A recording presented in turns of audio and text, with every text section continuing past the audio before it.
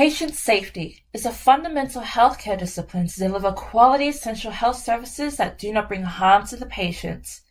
The Australian Charter of Healthcare Rights ensures this by protecting the rights to receive safe, quality care that meets national standards in an environment that is safe.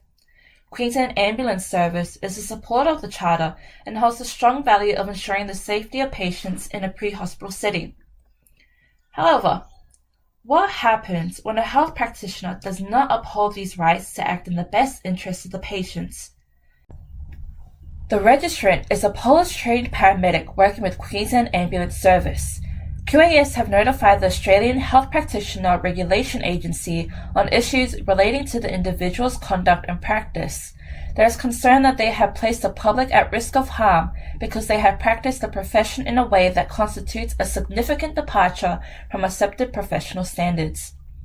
This notification has been referred to the Paramedicine Board of Australia, who take immediate action under Section 156 of the Health Practitioner Regulation National Law Queensland.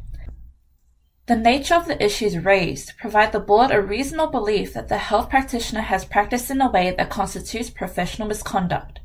Due to this, the matter was referred to the Office of the Health Ombudsman, who in return decided for the board to continue to deal with the matter under Section 193(2)(b) of the national law. Subsequently, the notification has been provided to the Queensland Civil and Administrative Tribunal. The registrant left the patient unattended to have a cigarette without communicating his intentions with the second officer. He was advised by a colleague to put out the cigarette and return as he was the officer in charge. However, the registrant refused. The patient had been brought to the hospital after suffering from a seizure, with risk of seizing again. After the show cause process, the registrant submitted that he found the patient not to be time critical and stated that there was no harm done to the patient. He also mentioned that there were 4 other ambulance crews there. This implies that Michael had assumed that the patient would be looked after by other paramedics should there have been an incident in his absence. During an assessment of a patient, the registrant did not obtain consent before performing an invasive procedure of measuring blood sugar levels. Moreover, they did not speak to the patient at all prior to the procedure, nor did they explain the procedure that was about to be performed. His colleague had confirmed with the patient's carer that there was capacity for the patient to make their own decisions on consent. However, Michael's submission states that he found the patient to have impaired cognitive processes. With regard to the findings, the Tribunal have further assessed the breaches in the Code of Conduct under Section 41 of National Law. These include Principle 1, Principle 4, Principle 5, and Principle 7. In consideration of these breaches, the facts of the case, and the registrant's submissions, the Tribunal applied the national law to distinguish the registrant as performing substantially below the expected standard, with a global finding of engagement in professional misconduct, as defined in subparagraph C, Section 5. Thus, the determinations under the national law that were made included reprimanding the practitioner, suspension of the practitioner's registration for a period of 6 months, and requiring the practitioner to undertake a board-approved ethics unit. The Tribunal could not come to this conclusion without taking into account the relevant considerations. This would include that of the registrant's background, submissions, and reflections of their practice.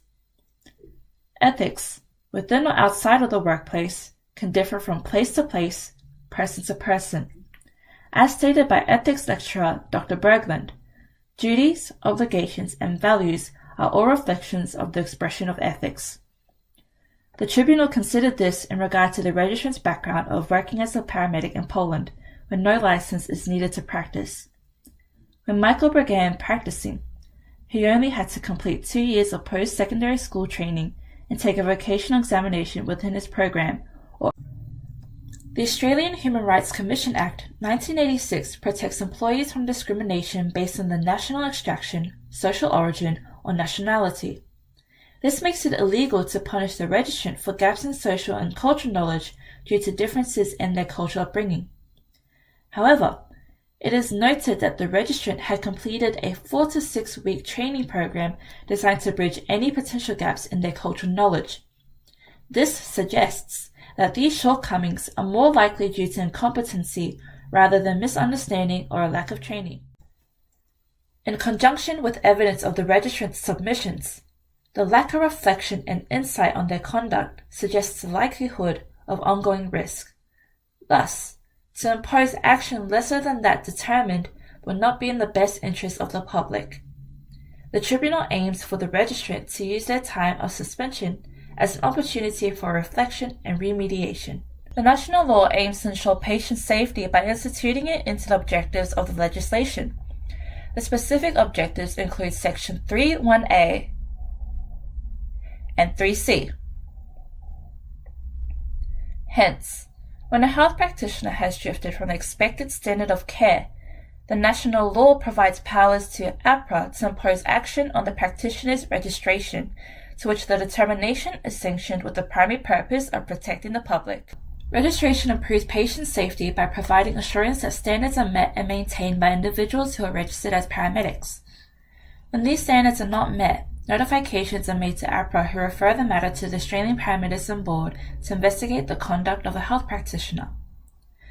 In this instance, the registrant demonstrated numerous breaches of the code and conduct, which constituted a significant departure from accepted professional standards.